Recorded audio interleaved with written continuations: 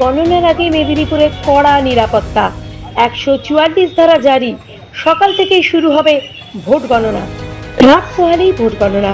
তার আগেই মেদিনীপুর শহরের কাউন্টিং সেন্টার সংলগ্ন এলাকার নিরাপত্তা ব্যবস্থা আরও জোরদার করেছে কেন্দ্রীয় বাহিনী।